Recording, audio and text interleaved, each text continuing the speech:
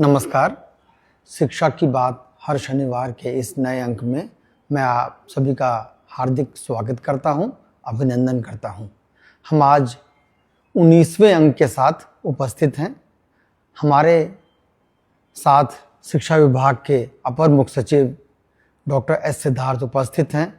हम हमेशा की तरह शिक्षकों और अभिभावकों के कुछ प्रश्नों के साथ आज हम पुनः उपस्थित हैं, जो आपके प्रश्नों का जवाब देंगे। नमस्कार सर, कुछ प्रश्न है। पहला प्रश्न है, मुस्कान है, ये नया गांव उर्दू विद्यालय डुमरी कटसरी की हैं, शिवहर में है। इनका कहना है कि सर, हाल ही में मेरा स्थानांतरण मेरे गृह जिला बेगूसराय में हुआ है। इसके लिए मैं विभाग का हृदय से आभार प्रकट करती हूँ, परंतु मुझे अभी तक विद्यालय अलॉट नहीं हुआ है। सर, विभिन्न शिक्षकों के द्वारा चलाए जा रहे यूट्यूब तथा अन्य चैनलों से जो जानकारी प्राप्त हो रही है, उससे बहुत ज़्यादा विचलित हूँ। कृपया समाधान करें। देखिए, हम लोगों ने जैसे कहा, हम लोगों ने करीब 80,000 ट्रांसफ़र्स करीब हम लोगों ने किए, और 1 से 6 कैटेगरी में जो प्रथम 6 कैटेगरी है उसको हम लोगों ने हम लोगों ने स्कूल अलॉट कर दिया, केवल 34 लोगों को छोड़ के। तो 34 लोग अभी किसी कारणवश गलती से छूट गए, क्योंकि डीओ को अलॉट करना था, डीओ अलॉट कर रहे थे, और स्थानांतरण के दौरान ही कुछ डीओ अपने इनबॉक्स में छोड़ के चले गए। तो करीब 34 ऐसे टीचर हैं जिसको हम लोगों ने खोज के निकाला है और उसको हम लोग अलॉट कर रहे हैं। तो 1 से 6 जो है उसमें सभी ने अपना स्कूल ज्वाइन कर लिया, और इसके 1 से 6 में भी अधिकांश लोगों ने अपने स्कूल ज्वाइन कर लिए जहाँ पे भी अलॉटेड थे। लेकिन कुछ लोगों ने ज्वाइन समय पे नहीं किया। 30 तारीख का अंतिम तिथि था, और आज भी मुझसे मिलने के लिए कुछ लोग आए थे और कह रहे थे कि अब 30 तारीख हम ज्वाइन नहीं कर हम लोगों ने किया, हम ज्वाइन करना चाहते हैं। तो विभाग इसकी समीक्षा करेगी कि ऐसे कितने लोग हैं और क्या है, तो वो अलग बात है। और कुछ लोगों ने ज्वाइन नहीं किया। जो ऑप्शन दिया गया था कि यदि आप ज्वाइन नहीं करना चाहते हैं तो मत ज्वाइन करिए। तो जो व्यवस्था है 1 से 6 का, तो वो एग्जैक्टली ये है कि हम लोगों ने सभी को टेकअप कर लिया। साथ ही साथ फिर हम लोगों ने दूरी का, फिर जो 7वां कैटेगरी था उसमें महिलाओं को टेकअप किया सबसे पहले। और महिलाओं में सबसे पहले हम लोगों ने 1 से 5 का हम लोगों ने अलॉटमेंट किया, 1 to 5 का। और 1 to 5 करते करते हम लोगों ने जब इंटर डिस्ट्रिक्ट अलॉटमेंट की प्रक्रिया हम लोगों ने शुरू की, तो कुछ रेशोज़ तो हम लोग बैठ गए। मतलब एक टीचर इधर से गए, दूसरे जगह गए, दूसरे से तीसरे जगह गए। लेकिन उसमें भी करीब कुछ संख्या एक टीचर्स की, कुछ स्कूलों की है जहाँ पे हम लोग को अचानक पता चला कि वहाँ पे स्कूल बंद होने वाले हैं। तो हम लोगों ने उस जिला तो अलॉट कर दिया। हम लोग नहीं चाहते थे कि कुछ को स्कूल अलॉट कर दें और कुछ को जिला भी नहीं अलॉट करें। तो हम लोगों ने जिला अलॉट कर दिया, और हम लोग इस व्यवस्था में मैनेज करने में है कि कुछ टीचर्स वहाँ जब जाएंगे तब हम लोग उस टीचर्स को रिलीव कर देंगे। तो ये प्रक्रिया ऑनगोइंग है कि धीरे धीरे। और इसी में भी आप देखेंगे कि हम लोगों ने TRE 3 में जो बचे हुए कैंडिडेट्स हैं उनका काउंसलिंग शुरू किया। उसके बाद डिलेड एमएड वाला जो केस मुकदमे से जो अभ्यर्थी आए हैं 150 और 1,500, वो भी आ रहे हैं। तो ये सब जो ज्वाइन करेंगे, तो ये सारे जो जहाँ पर एक संभावना थी कि टीचर्स मतलब स्कूल बंद हो जाएंगे, तो वहाँ पे पोस्टिंग करते हुए इनको रिलीव करेंगे। और मोस्टली ये जो 1 से 5 वाले टीचर हैं, ये बहुत ही पैनिक हो रहे हैं कि अब क्या होगा। तो ये जब आपको जिला ही अलॉट हो गया, तो आप थोड़ा वेट कर सकते हैं कि भाई हम लोग कोशिश कर रहे हैं कि पठन पाठन इफेक्ट ना हो, और टीचर्स पोस्टिंग के बाद आपको वहाँ से रिलीव कर देंगे, तभी हम लोग स्कूल अलॉट करेंगे। साथ ही साथ एक टीचर आपके यहाँ जाएगा और एक टीचर आप रिलीव हो जाएंगे। तो ये 7वां कैटेगरी हम लोगों ने ये किया है। और अब आप पूछेंगे कि 7वां पुरुष का क्या होगा। तो हम लोग ये वर्कआउट कर रहे हैं कि सबसे प्रथम जो लॉट होगा वो लॉट होगा जहाँ पर टीचर्स ज़्यादा हैं। जिन जिलों में वहाँ के पुरुषों को हम लोग जहाँ पे टीचर्स कम हैं उस ज़िले में शिफ्ट करेंगे। और आपको मैं जानकारी दे दूंगा कि जब 1 से 5 का आज हम लोगों ने PTR देखा, स्टूडेंट टीचर रेशो पूरे राज्य का, तो ऐसे भी जिले हैं जहाँ 13 बच्चों पर एक टीचर है, और ऐसे भी जिले हैं जहाँ 44 बच्चों पर एक टीचर है। मैं जिलों का नाम नहीं लूँगा, लेकिन ये इसको नॉर्मलाइज करना भी एक बड़ा चैलेंज हो गया है। तो हम लोग कोशिश में हैं कि जहाँ पर टीचर्स ज़्यादा हैं और जहाँ पर टीचर्स कम हैं, यदि पुरुषों ने वहाँ के लिए ऑप्ट किया है तो वहाँ पे हम लोग उनकी स्वेच्छा अनुसार वहाँ पे हम लोग ट्रांसफ़र कर देंगे। तो ये पुरुषों का एक्सरसाइज भी हम लोग कर रहे हैं। और फिर धीरे धीरे जो महिलाओं का भी इशू रह जाएगा, जो मतलब बाकी पुरुषों का रह जाएगा, तो ये इस पर निर्भरता रहेगी कि कहाँ पे टीचर्स कम हैं और कहाँ पे टीचर्स ज़्यादा हैं, उसके आधार पर उसको हम लोग टेकअप करेंगे।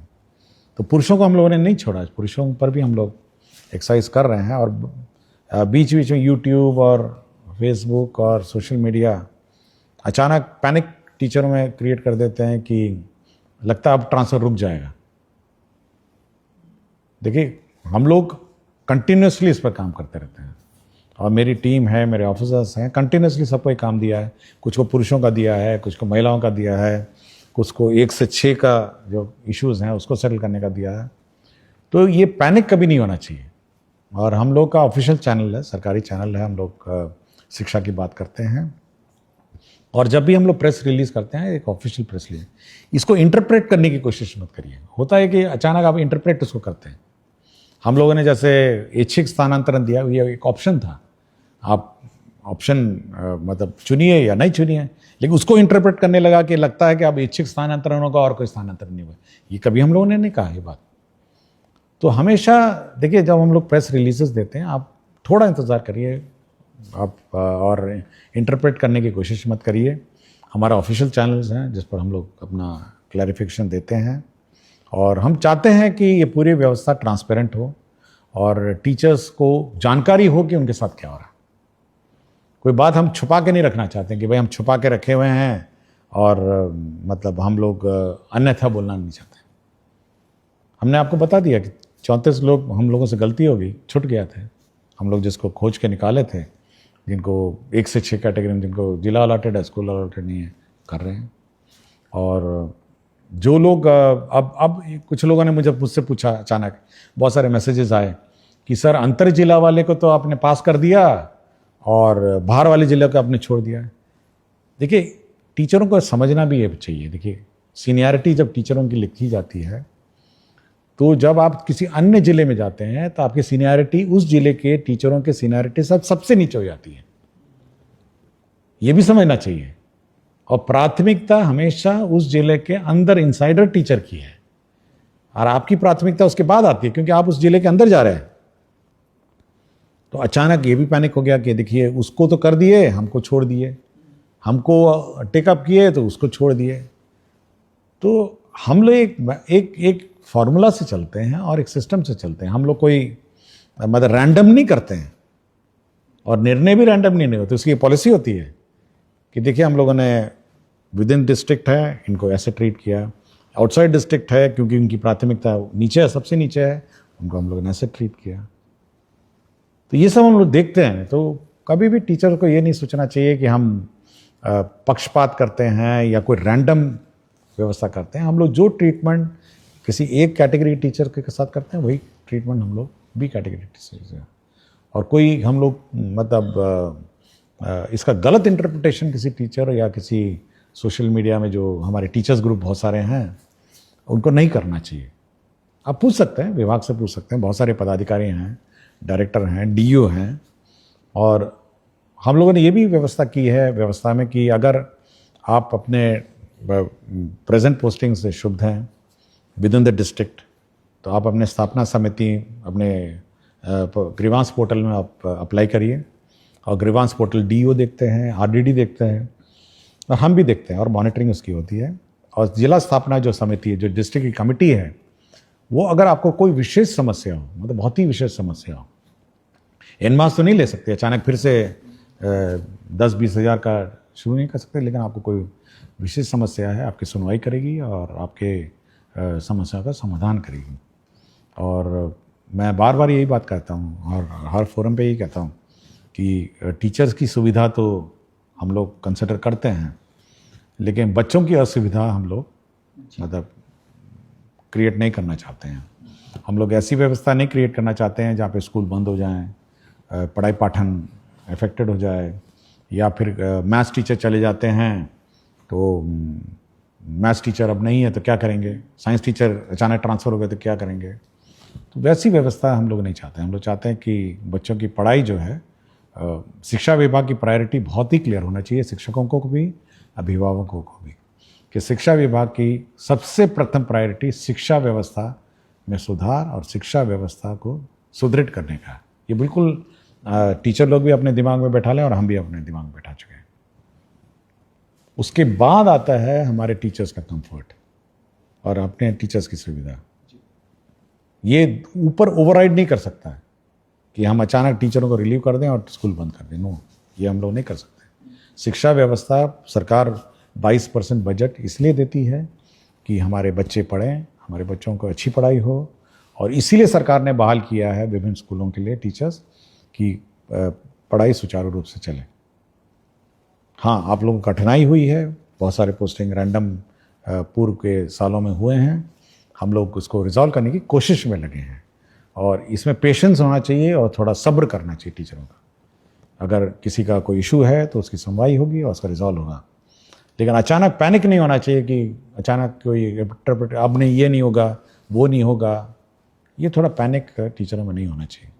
आपको अपने पाठन में ध्यान दीजिए और धीरे धीरे आपकी एक एक बात की सुनवाई होगी, और जहाँ तक यथासंभव, मैं बात बोलता हूँ, यथासंभव हम लोग आपका ख्याल रखेंगे, लेकिन आप अपने शैक्षणिक व्यवस्था और पढ़ाई व्यवस्था सुदृढ़ रखें और यह सुनिश्चित करें कि आपके विद्यालय में पढ़ाई हो। बहुत बहुत धन्यवाद सर। मैडम मुस्कान के माध्यम से ही, सवाल के माध्यम से ही आपने बहुत विस्तार से बताया है, और मुझे लगता है कि बाकी शिक्षकों के लिए भी ये बहुत लाभप्रद है। सर, दूसरा प्रश्न है, प्रिंस तिवारी हैं, वैशाली जिला के पातेपुर ब्लॉक के, ये संस्कृत के अध्यापक हैं।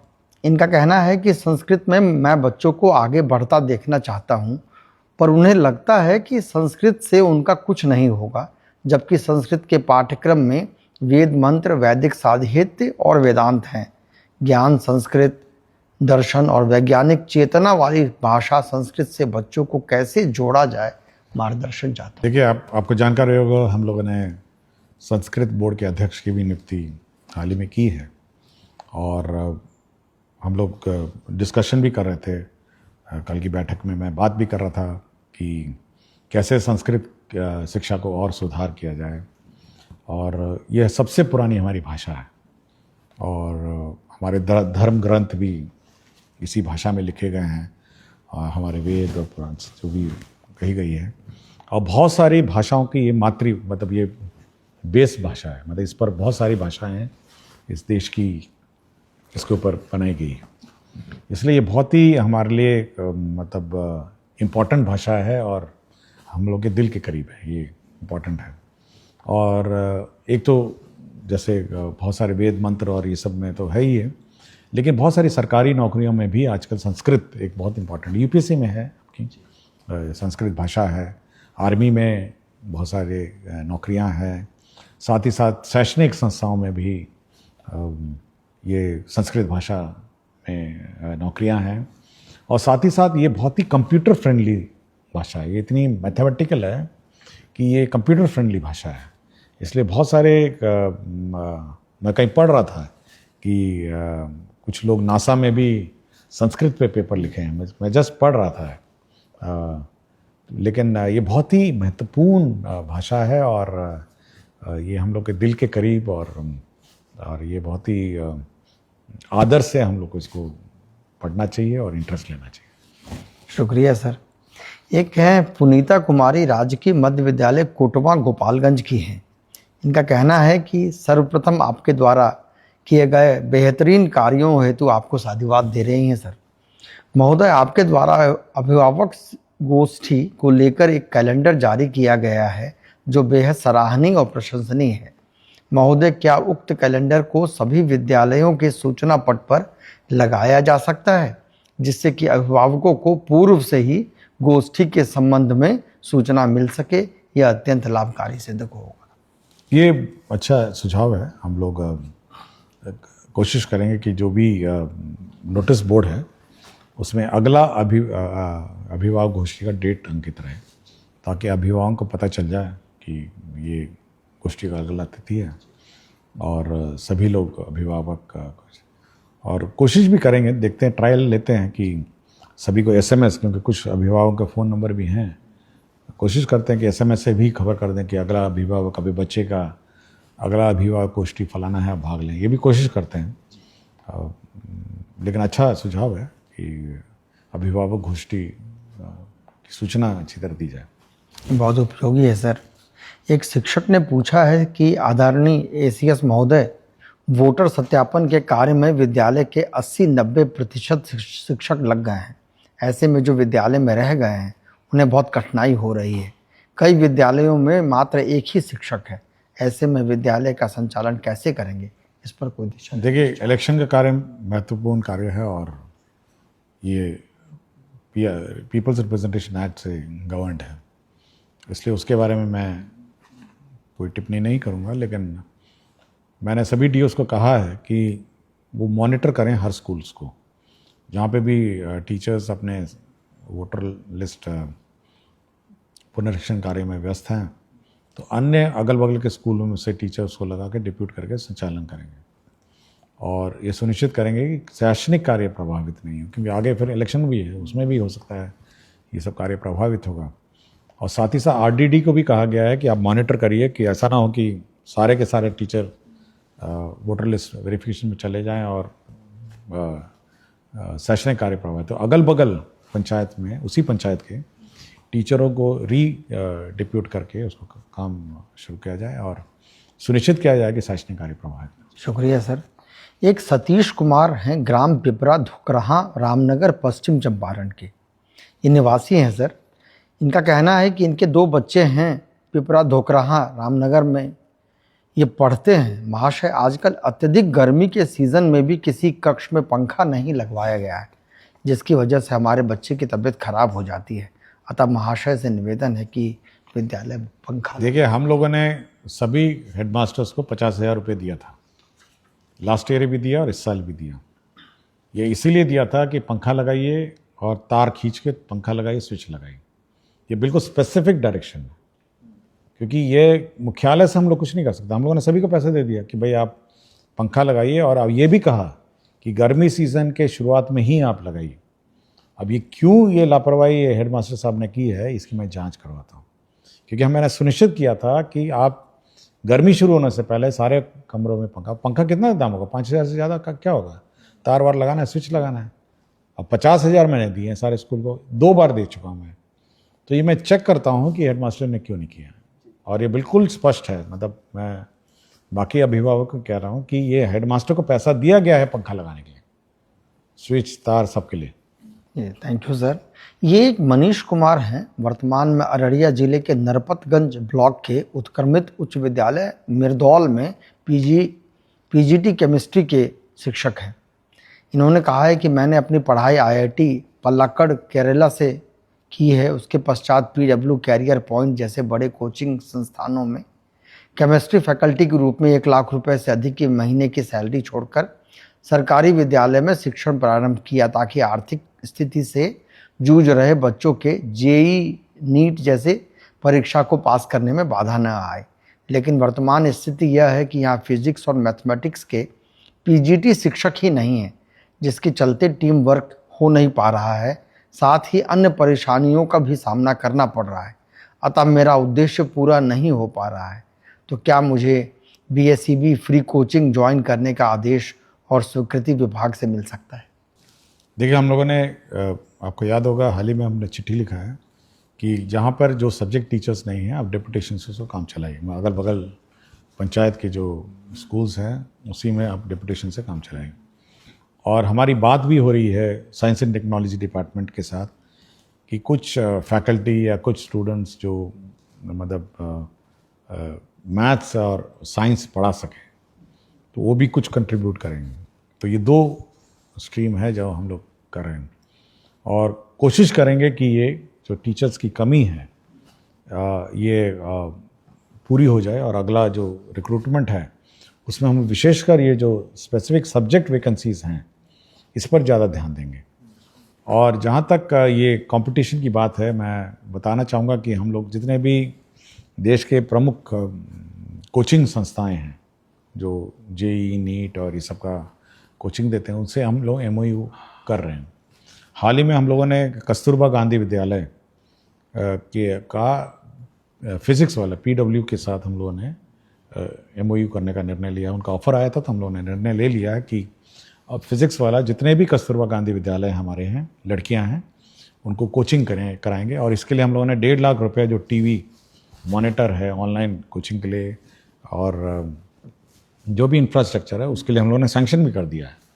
तो धीरे धीरे हम लोग जब बाकी जितने भी अन्य कोचिंग संस्थाएं हैं उनके साथ भी धीरे धीरे हम लोग विभिन्न विद्यालय और विविध आवासीय विद्यालय इनके साथ हम लोग अब टाई अप करेंगे। तो कंपटीशन तो राज्य सरकार चाहती है कि हमारे बच्चे कंपटीशन की तैयारी करें और ये अच्छी बात है। इस प्रकार के जो टीचर हैं, मैं तो हैरान था कि IIT कोझिकोड से हैं ना, पलाक्कड़ से हैं। तो हम लोग इनको रिसोर्स पर्सन इस व्यवस्था के लिए यूज़ कर सकते हैं कि आप आकर जो कस्तूरबा गांधी विद्यालय में जो कोचिंग कराई जा रही है उसको कोऑर्डिनेट करने के लिए हम इनको यूज़ कर सकते हैं। लेकिन मुझे इतना ही डर है कि अगर मैं उनको भी निकाल दूंगा, जो अभी बाकी टीचर की कमी है, तो इनकी भी कमी हो जाएगी वहाँ पे। तो कुछ व्यवस्था करते हैं, आई विल ट्राई कि वहाँ टीचर किसी अन्य स्कूलों से डिप्यूट करें और इनको हम ज़रूर रिसोर्स पर्सन के रूप में यूज़ करेंगे। बहुत बहुत शुक्रिया सर। ये मुझे निश्चित है कि KGBB की लड़कियां बहुत खुश हों। हाँ, हम चाहते हैं कि वो बहुत सबसे गरीब परिवार की आती हैं, कस्तूरबा गांधी विद्यालय हॉस्टल में रहती हैं, तो कम से कम एक कोचिंग का जो एक्सपोजर है या ट्रेनिंग है कम से कम वो मिल सकेगा उनको। शुक्रिया सर। एक नताशा है, विशिष्ट शिक्षिका हैं। इनका प्रश्न है कि ग्रीष्मावकाश के बाद विद्यालय खुलने के दिन अगर कोई बीमार है या किसी इमरजेंसी में बाहर फंस गया है तो क्या विशेषावकाश या आकस्मिक अवकाश का उपयोग कर सकता है? देखिए, अवकाश के बारे में डिटेल गाइडलाइन है और अगर कोई ऐसी परिस्थिति में तो अवकाश तो मिल ही जाना चाहिए। हमको नहीं लगता कोई अवकाश मिलने में कोई प्रॉब्लम है। ये प्रश्न है गोपाल कुमार बेलसन सीतामढ़ी के हैं। सर, इनका कहना है कि आपके नेतृत्व का मैं प्रशंसक हूं और महोदय, उच्च माध्यमिक विद्यालय में इस सत्र से त्रैमासिक परीक्षा होनी है। पूर्व में यह मासिक था। निर्धारित सिलेबस जिसे त्रैमासिक परीक्षा, अर्धवार्षिक एवं वार्षिक परीक्षा में प्रश्न पूछे जाएंगे, उक्त में हमेशा कन्फ्यूजन की स्थिति बनी रहती है। कृपया आधिकारिक सिलेबस माहवार उपलब्ध कराया जाए। ये हम लोग परीक्षा जब त्रैमासिक होगी तो उस पर्टिकुलर सिलेबस को हम लोग वो भी डिक्लेयर करेंगे कि इस सिलेबस से त्रैमासिक होगी। तो ये CRT आपको कम्युनिकेट करेगा कि इस सिलेबस से आपकी परीक्षा होगी। ऐसा नहीं हो कि डेट निर्धारित है लेकिन सिलेबस निर्धारित है। ये स्पेसिफिक हम लोग निर्धारित करें। बहुत यूजफुल है सर। एक शिक्षक पूछ रहे हैं कि विभाग से लेकर विद्यालय तक सूचनाओं का सही तरीके से प्रसार नहीं होने पाने के कारण कई बार विद्यालय स्तर पर कार्य बाधित होता है। सर, क्या विभाग कोई ऐसा तरीका ढूंढ रहा है जिससे सूचना एक जैसा सभी विद्यालय तक पहुंचे और सही काम हो सके? देखिए, हम लोगों ने सभी विद्यालयों में टैबलेट भेजा है और बहुत सारे विद्यालयों में पहुंच भी गया है। मेरे ख्याल से 3-4 दिन में और भी पहुंच जाएगा। देखिए, ये बहुत विशेष प्रकार का टैबलेट है। ये नॉर्मल जो हम लोग यूज़ करते हैं उससे हल्का सा भिन्न है। वो इसलिए भिन्न है कि इसमें वही सॉफ्टवेयर लोड हो सकता है जो मुख्यालय से आपको निर्देशित होगा, अन्यथा वो सॉफ्टवेयर अपने डिलीट हो जाएगा। पहले तो ये है। दूसरा है, ये हमारे सेंट्रल सर्वर से लिंक्ड है। जो टैबलेट है ये बिल्कुल हमारे सेंट्रल जो मैसेजिंग सिस्टम है उससे लिंक्ड है और मुख्यालय से जैसे ही हम इसमें पत्र डालेंगे वो आपके टैबलेट में नजर आ जाएगा। या मुख्यालय से हम कोई भी सूचना देंगे तो हर स्कूल में अपने आप पहुंच जाएगा। ये DO से, फिर DO से BO, BO से टीचर, या फिर सोशल मीडिया के माध्यम से बिल्कुल मतलब वो बंद कर दिए। हम अगर कहेंगे कि ये टीचर का पत्र है और अभी तुरंत जाना है तो सारे स्कूल के टैबलेट में पहुंच जाएगा। तो अब वो व्यवस्था हो गई है कि हम लोग बिल्कुल मैसेजिंग सिस्टम जो है बिल्कुल कनेक्टेड हो गई है। मतलब हम लोग यहाँ से भेजेंगे और वो वहाँ के टैबलेट में आ जाएगा। और साथ ही साथ उल्टा भी है, हम लोग अगर टैबलेट से कोई सूचना निकालना चाहेंगे तो ऑटोमेटिकली पुल व्यवस्था भी है कि हम उस टैबलेट को एक्सेस कर सकते हैं और वहाँ से हम लोग सूचना प्राप्त कर सकते हैं। तो ये 2 वे कम्युनिकेशन है, वो टैबलेट है और बहुत महत्वपूर्ण डिवाइस है। ऐसा नहीं है कि वो कोई नॉर्मल मोबाइल फ़ोन की तरह की, ये कम्युनिकेशन डिवाइस है और ये लिंक करता है हमारे मुख्यालय के सेंट्रल सर्वर को, डीओ को, बीओ को और टीचर को। तो इसलिए बहुत ही महत्वपूर्ण ये इंटरवेंशन है। मुझे लगता है सर कि इसके बाद का सवाल के जवाब आपने ऑलरेडी दे दिया है। सवाल है कि हम लोगों को विभाग के द्वारा टैबलेट फ़ोन दिया गया है सर, बच्चे इसे देखकर बहुत खुश हुए और आपको धन्यवाद दिए सर। अब इस टैबलेट का करना क्या है? नहीं, ये बच्चों के लिए नहीं था। नहीं, ये बच्चों के लिए नहीं है बिल्कुल। अब मैंने एक फ़ोटो देखा था जिसमें बच्चों ने मुझे ही धन्यवाद दे दिया, तो मैं पूछा भी कि भाई ये तो बच्चों के पास जाना नहीं था, ये बच्चे इसको लेके क्या कर रहे हैं। देखिए, जो टैबलेट है वो पहले एक तो हेडमास्टर के पास रहेगा, फिर दूसरा टैबलेट जो है वो दूसरा टैबलेट प्रभारी है, तो तीसरा टैबलेट प्रभारी है। जहाँ 2 हैं वहाँ 2 ही हैं और 3 लोग या 2 लोग जो भी है इसको ऑपरेट करेंगे। और ये कम्युनिकेशन सिस्टम है शिक्षा विभाग का, मुख्यालय और स्कूल का बीच का। स्कूल की गतिविधियाँ वो टैबलेट में दर्ज करेंगे। मुख्यालय कोई सूचना देना चाहेगा दे सकता है और मुख्यालय अगर किसी स्कूल की गतिविधियाँ देखना चाहेगा वो इस टैबलेट के माध्यम से देख सकेगा। तो ये कम्युनिकेशन डिवाइस है। ये बच्चों के लिए नहीं गया है, बच्चों के लिए अलग से है। बच्चों के लिए अलग से स्मार्ट क्लास बन रहा है, सैंक्शन हो रहा है। बच्चों के लिए अलग से आईसीटी लैब है। मैं चाहता हूं कि वो लोग उसमें ज़्यादा ध्यान दें, ये टैबलेट लेकर नहीं घूमें। और टैबलेट हमारे जो शिक्षकगण हैं वो कम्युनिकेशन के रूप में इसको यूज़ करें। और क्या पढ़ाना है, क्या कोर्स है, क्या सिलेबस है, क्या क्वेश्चन पेपर है, वो भी इसी में आना है। प्रश्न पत्र जो है वो भी इसी में आना है। और क्या कोर्स आप पढ़ाए हैं ये भी इसी में आना है।